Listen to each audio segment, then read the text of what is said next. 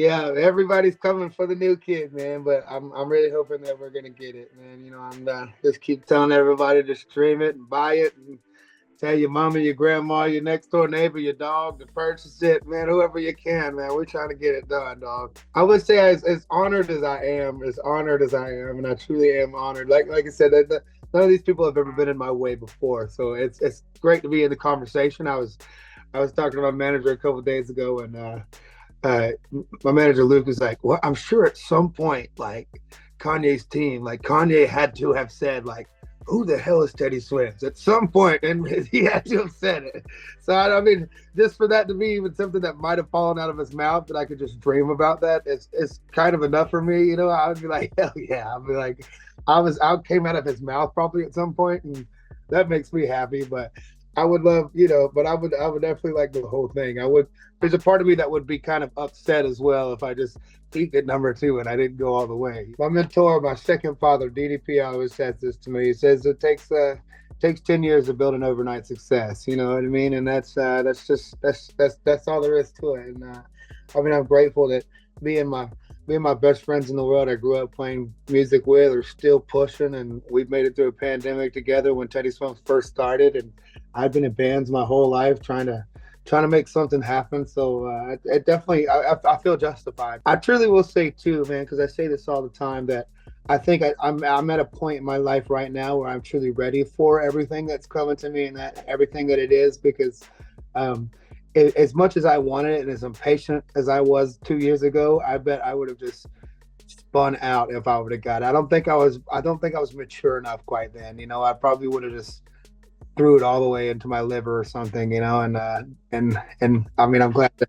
I feel a lot more of a mature man sense about it now than that I can really handle the pressure of it.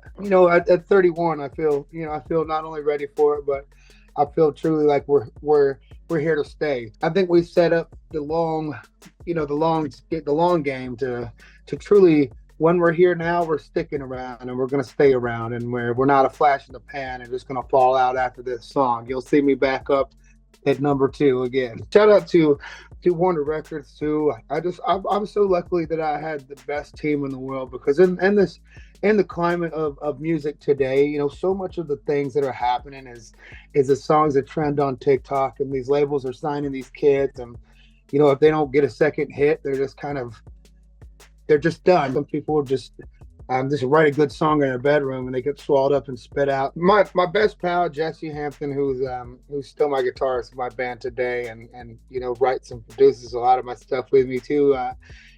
We started playing. I think I was maybe going into the ninth grade, maybe 14 years old, 15 years old, and his dad played guitar and sang and was in bands and stuff, and I just, that was the first time I really wanted to start playing, and Jesse played guitar, and so we started trying to write songs and try to play together, and we'd get on MySpace, and we used to go and find bands on MySpace and artists on MySpace, and share them with each other. And after high school, I was in a string of just metal bands with that guy too, and we were still just, I was screaming for a long time before I kind of fully found my way around to Teddy Swims. I'm lucky.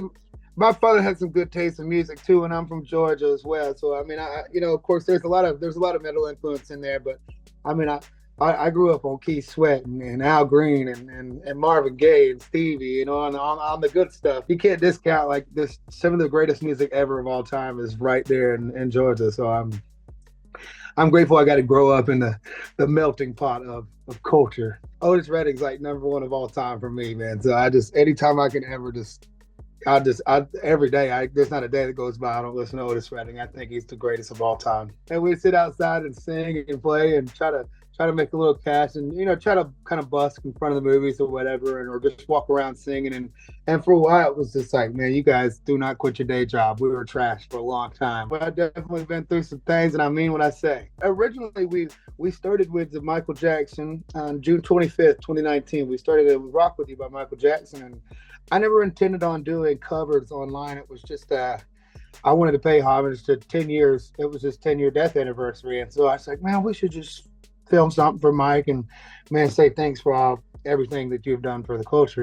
I was able to kind of show all the things that influenced me and inspired me. And I think it was a good thing for me to be able to put out, before I came out with my own tunes, is all of my influences and kind of throw them out there to the world to see. And but on one other side, I think it kind of scared me away from putting my own songs out too, because there was a piece of me that was always scared that, like, how will I ever write a song as good as like Bonnie Raitt's "I Can't Make You Love Me," or how will I ever get one of those songs? It's the sweetest thing in the world to me to see people absolutely murder it too, man. They just absolutely kill it. Teddy Swims started off as a kind of rap project, a hip hop project. My good friend Tyler Carter took me and Addie on tour as a just kind of a hip hop duo, and we were rapping. And so that's kind of what gave us the idea to just kind of take Teddy Swims and still have the same band, but just kind of take it and start doing the covers, or start just trying to put myself as me out there more onto social media. And it truly, and that's all truly I think that did it, is instead of like kind of approaching ourselves as a band, I think today's day and age it's quite nuts. Even when you see like kind of rock songs come back, or it's less groups are happening. I was gonna go by Swims, like I said, it was just a hip hop project. So I found this article where it's like someone who isn't me is so Swims is just someone who isn't me sometimes, and it was just gonna be kind of this. So that way, if I was wanted to be still in these bands, a metal band, a rock band, or whatever, if I was doing this hip hop project, I could just kind of play this character of someone that wasn't me sometimes, And then sure enough, Tyler was like, "Well, everybody calls you Teddy. Why don't we just throw Teddy in front of Swims and call it Teddy Swims?" And originally I was like, "I hate that," but he's like, "Well, it's my tour, so I put it on the flyer. You're Teddy Swims now." And sure enough, it just stuck. And too late to change now. I think because of the social media and the way that we can connect one-on-one with people now, it's done a lot for me, because I can look like I'm a very insecure guy, and I have a bunch of insecurities. And back in the day, when you would look at people and you would think they're just absolute deities and they're just perfect from the top to the bottom, they're just perfect bodies, perfect faces, perfect. And I'm an insecure, neurotic, little chunky, scared old man up here, and I'm scared to death. And I think that's what kind of helps nowadays, because people can see that and they're like, man, if that guy can do it and be as honest and vulnerable as he is about it, and it can work, then like there's truly anybody can do it. And I hope that it just make you feel like I'm your neighbor at the cool kids table, but I should not be at the cool kids table. It's kind of that. I think that's why it's working. I was going through quite a breakup at the time, and I think music has been some sort of therapy for me in my life as well. And so but I feel like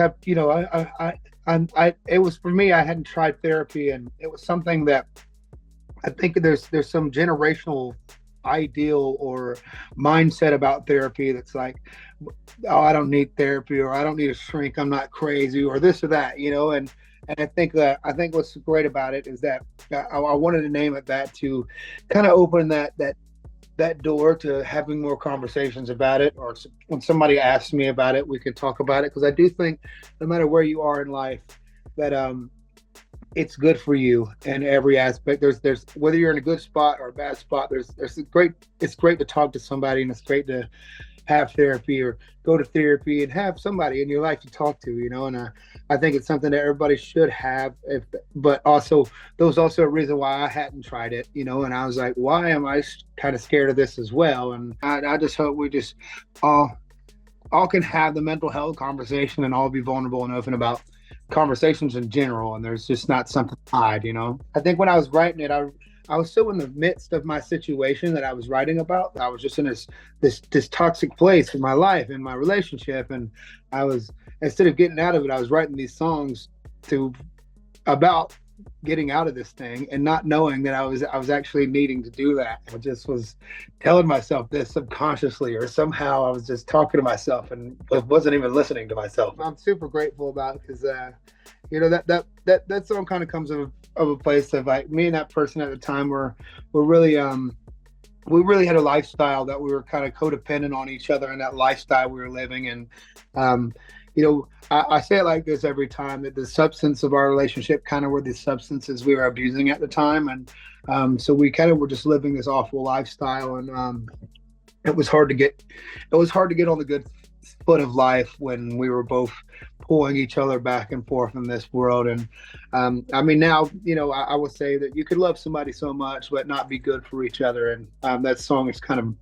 means that to me. And, but it is kind of nuts to, I think I'll be singing that for, the next 20 years of my life or something, right? And like 20 years from now, you're going to be sick of that song, but you're going to be singing it forever. But hopefully it's made you and your grandkids and your great grandkids also cash. I always get to, and also get to share that with people who are maybe going through the same thing, or who could avoid going through the same thing because of that testimony in that song. And so I'm truly grateful for it, in the way that I get to feel it a little bit every day. I get to feel it just a little bit, and remind myself of where I came from, and the pain that caused me, and how to make better judgments moving forward. This is the most grounding thing in the world, and there's no way I could do it without it, man. There's really, truly, I'm so grateful to have the people in my life that I do. It's crazy as this gets to navigate, and no matter where this goes, they just always got my back. And I don't ever have to worry about my safety, or who's really looking out for me. It's like when with the Kelly Clarkson moment like that. That was one of the moments that I was like, man, wow, you don't really see how much life is really happening until you get a moment like that, and you're like, God, sometimes you can keep your head down and you keep running and you keep working, and then you look up and like, damn, when did I get here? What an angel, man. What an angel. She's so perfect, dude. Man, I'd really die. One day I gotta work with Adele one day. I gotta sing with, just to sit like 5 feet from her. Just 5 feet from her and listen to her sing would be just crazy, dude. We'd be crazy. She's incredible. But I think this year is coming for sure.